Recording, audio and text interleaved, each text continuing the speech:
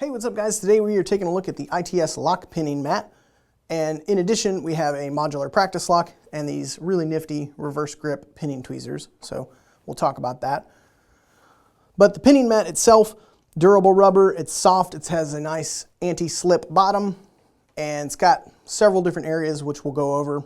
But the goal here today, we're going to repin this modular lock from standard pins to the security pins that are included with it.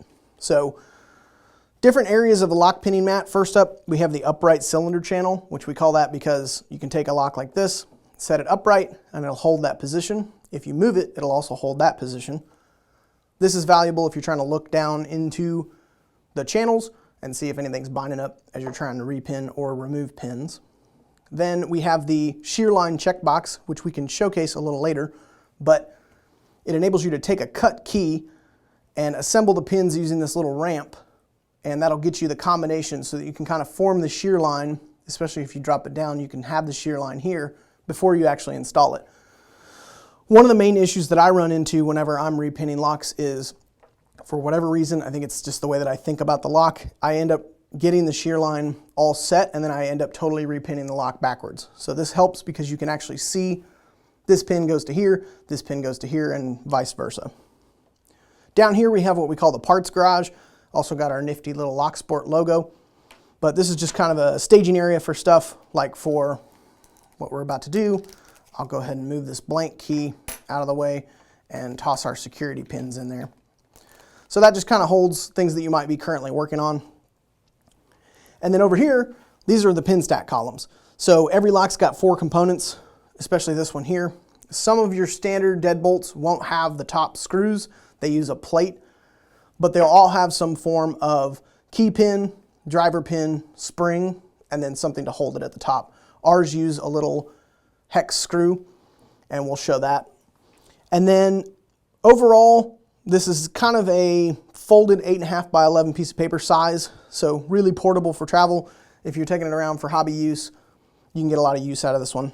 So let's go ahead and get started here. What we're doing is we are taking a standard pin and we are replacing it with one of these.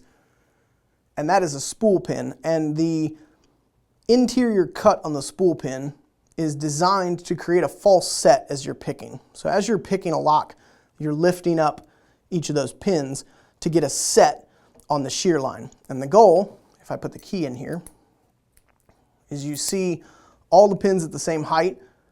These are the driver pins, and then underneath them are the key pins. And if they're all at the same height, they form what's called the shear line, and that lock turns. So when you're picking, you're just trying to basically fake that shear line by holding tension and picking each individual pin. Well, if you have spool pins in there, you'll get a set pin, but it actually might not be set. It might just be hooked on the side of one of those spool pins. So they can add a little extra security. The reason we include them in the modular lock is because as you scale the difficulty, you can make it harder for your skill level. If you're just starting, you can take out all but one pin, pick that pin, add a couple more pins in, and then as you progress, you may want to make it more difficult by adding spool pins. So each of these locks comes with the standard pins, and right now what we're going to do is scooch that, and I'm going to show you the disassembly. I just take this Allen key, undo that, and the nice part about this mat is that it keeps the lock held for you. So that Allen key comes off, and I'm going to just deposit that right there. And then I'm going to take my pinning tweezers, kind of reach in and grab that spring. The spring can be the thing that gets away from you the most. Then we'll go ahead and dump out. This is the driver pin, so we'll go ahead and move that. And real quick on these tweezers, the reason that we prefer these is because right now they have tension applied, and when you push them, that's what lets go of the tension. It's great for locks because now I have this tiny little thing and I don't have to have my fingers pushing tension and holding that while I'm trying to hold that pin. It'll hold until I let go. So you get it to the spot you want and you just let it go. That's why those are so valuable. And then here I can dump that out. That's a key pin, and you can see the difference in the size of the key pin and the driver pin. If you look at the key itself, looking at this pin, after you get a little experience, you'll understand this is probably one of the deepest cuts, which we can see here and here. These are going to be our 2 longest pins because that's the deepest cut in the key. So the deeper the cut, the longer the pin, the more shallower the cut, the shorter the pin. So now we will continue undoing this, and we're going to take apart the entire lock all the way down so that you can see each part.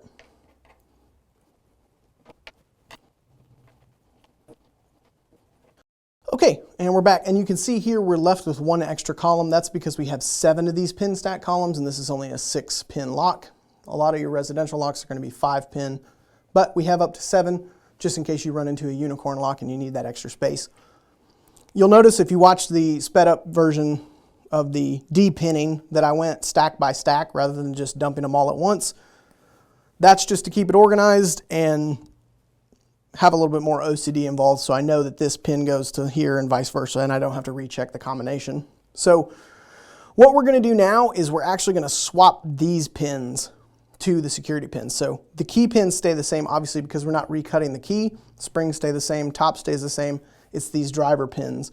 And you can see these driver pins are just a very smooth, rounded pin. There's no cuts to them. So what I'm going to do is I'll take this Allen key and I will divide that. That way I can just come in here with the tweezers, grab these driver pins and swap them out. As you're increasing or scaling the difficulty, you can choose to swap out some of the pins or all of the pins.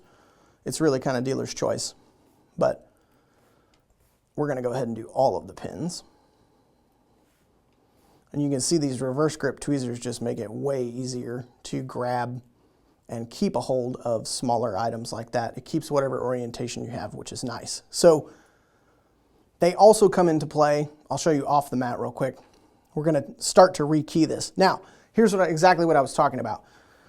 Because I have in my mind, I'm going to start with the first pin, and I read left to right. I don't know. It's probably some mental block or something like that. If you put this pin right here, that's going to be backwards of the way your key's cut. So it helps, I think, to reverse this. So you're working from here to here. Like I said, it's my mental block. You probably don't run into that issue. But what we want to do is make sure the keyway is vertical. And we're going to take this and put this in the last spot. This is where those tweezers become really valuable. You want to take the beveled side. It'll have a bevel downward, and that's what fits into the key. And we're going to put this at the very back of the lock, keeping that channel upright. I can get this set right over the top and just let go, and that'll fall right into lock. And I can do that on each of these pins. However I grab it, you just put that in and let go, and that kind of takes off the tension, which is really nice. That's why we like these reverse grip tweezers. Makes it really quick. And not necessarily just quick, but secure. I find a lot of times, especially if you deal with little gun parts and stuff, if you don't have that kind of tweezers, stuff ends up flying all across the room. Detent boys, where you at? Okay, we'll let that one go. And then the last one. So if you were swapping it out on your own and you didn't want to touch the key pins, you just wouldn't take out the key pins. And now we have all the key pins. Here's the most important advice I can give. Take your key and put that in and double check that everything lines up and that the lock turns. That way you don't get the lock all the way assembled before you realize you did it wrong. A friend of mine had that happen to them one time, and it was embarrassing. Sorry. All right, now I'm going to let these go. These are the security pins that we have in there. And this is just basically the exact opposite of the process that we did. The only thing we did was we swapped out the pins. You can see I got the coffee shakes this morning. All right, so now I've got all my pins, and when I kind of tap it, you should see those lock into place. Once again, just because I'm paranoid, you want to do this, get it to where it'll turn. It may stick on you, but remember that's because these aren't under spring tension, so don't freak out. Just get it to turn. Oop, and one of my springs jumped loose on me. The springs I find are the hardest part because they're very lightweight, so there's not a lot of weight to pull them down into the channel. So you just kind of have to work slowly. Now on this, I will do all of these at the same time because I'm not worried about keeping the combination anymore. And once the springs are in there, they're pretty secure.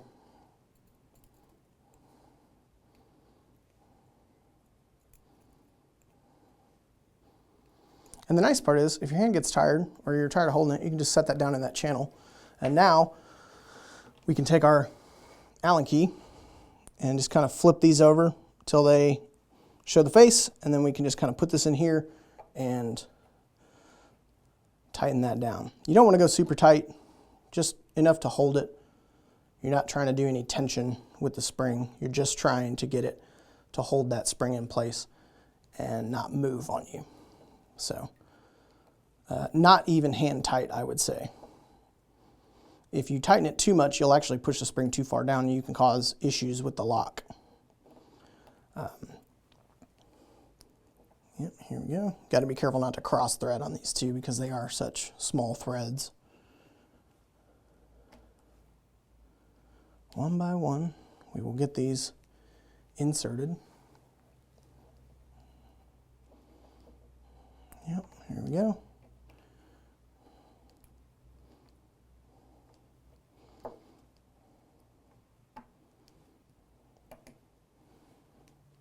All right, so that is now, with all of those tightened down, that's a modular practice lock that's had security pins swapped in for it. We can do a final check as we insert our key and turn the key. Everything's working great. Now, if we put the blank key back in, you'll see the pin height difference like we talked about in the beginning. And now this is ready to be picked and give you a bunch of false sets and make it a little more difficult. We include this little bag. You can put your standard pins back in that bag. But that is an overview of the ITS lock pinning mat. You can see it makes it a little more easy. Not to say that you couldn't do this without this. This just makes it a little bit more easy to organize. And especially if you are mixing locks with different pins, different key cuts, challenging yourself a little more, this makes it really easy to throw this key in here, create your own little shear line, and then pin a lock to a key if you wanted to do it that way. So lots of different features. Check them out at store.itstactical.com, and always let us know if you have any questions in the comments below. Thanks.